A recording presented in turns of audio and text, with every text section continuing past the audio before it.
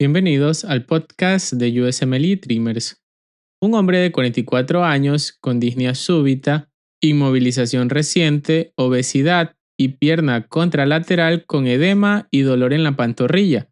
Este cuadro es altamente sugestivo de embolia pulmonar aguda y la gasometría más probable muestra hipoxemia, hipocagnia y alcalosis respiratoria aguda. En el desarrollo del caso, los datos más importantes son inicio súbito de disnea, inmovilización reciente, obesidad, dolor y edema en la pantorrilla, taquicardia, examen pulmonar relativamente limpio. Eso apunta a trombosis venosa profunda con embolia pulmonar. La trombosis probablemente se formó en las venas profundas de la extremidad inferior y luego embolizó hacia la circulación pulmonar. En la base fisiopatológica, la embolia pulmonar ocluye parte del árbol arterial pulmonar. Eso significa que una zona del pulmón sigue ventilándose, pero deja de perfundirse adecuadamente. Ese segmento se convierte en un área de alta ventilación-perfusión o ventilación desperdiciada, y en términos funcionales, aumento del espacio muerto. En embolia pulmonar, el aire alveolar puede estar bien oxigenado, incluso con una presión parcial de oxígeno alveolar cercana a 150 milímetros de mercurio. Pero si el capilar está ocluido por el émbolo, la sangre no puede pasar por esa unidad alveolar para captar oxígeno. Entonces, la perfusión se redistribuye a otras unidades pulmonares. El problema es que aunque esas zonas sí reciban más sangre, no pueden compensar completamente la oxigenación, porque la hemoglobina en las áreas normales ya está casi saturada.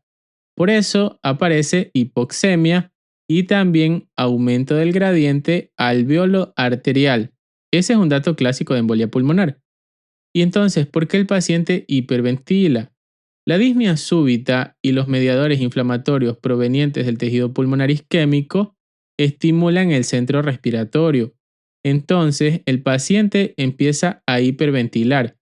Esto tiene dos consecuencias distintas sobre oxígeno y dióxido de carbono.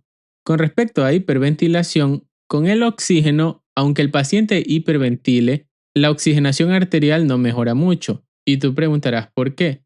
Porque en las regiones normales la hemoglobina ya está cerca de su saturación máxima, es decir, esas zonas no tienen mucha capacidad adicional para cargar más oxígeno y compensar a las áreas mal perfundidas.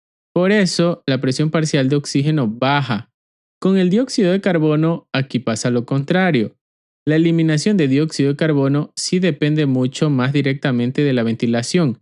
Las regiones con alto gradiente de ventilación-perfusión pueden exhalar más dióxido de carbono con facilidad.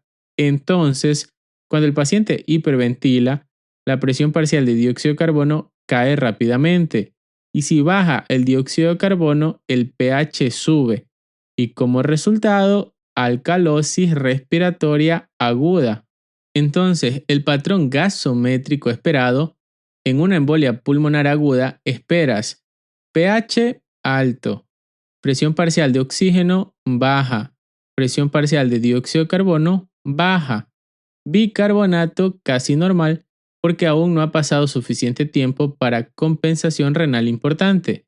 En la integración clínica y pronóstico, este paciente tiene varios factores de riesgo claros para trombosis venosa profunda, inmovilización, obesidad y trauma reciente.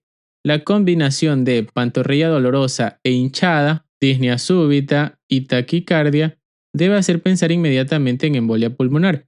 Desde el punto de vista gasométrico, la clave es hipoxemia, hipocagnia y alcalosis respiratoria aguda. Ese es el patrón clásico de examen. En los puntos clave, la embolia pulmonar aguda produce aumento del espacio muerto y desajuste ventilación-perfusión. La sangre se redistribuye a otras regiones pulmonares, pero eso no corrige completamente la hipoxemia. La presión parcial de oxígeno disminuye.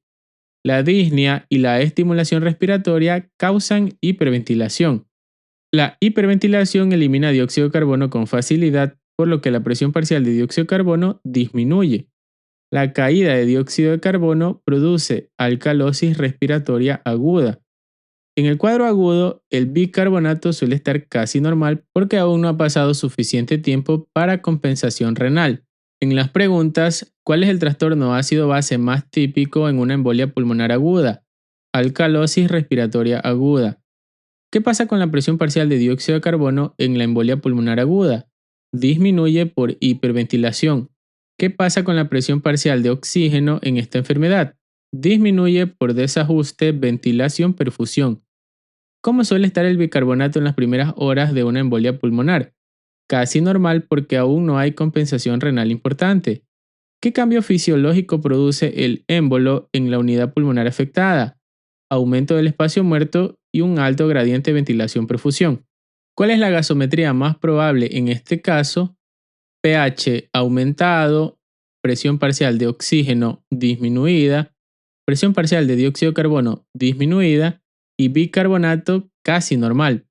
Y recuerda, cuando veas un paciente con disnea súbita, factores de riesgo de trombosis venosa profunda y signos como dolor en pantorrilla, debes pensar en embolia pulmonar aguda. Fisiológicamente el émbolo genera un área ventilada pero mal perfundida, causando desajuste ventilación-perfusión, hipoxemia y un aumento del gradiente alveolo arterial. Como el paciente hiperventila, elimina dióxido de carbono en exceso, desarrollando hipocagnia y alcalosis respiratoria aguda.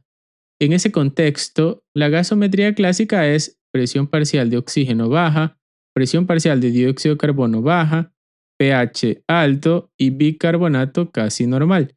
Gracias por escuchar este episodio. Hasta la próxima.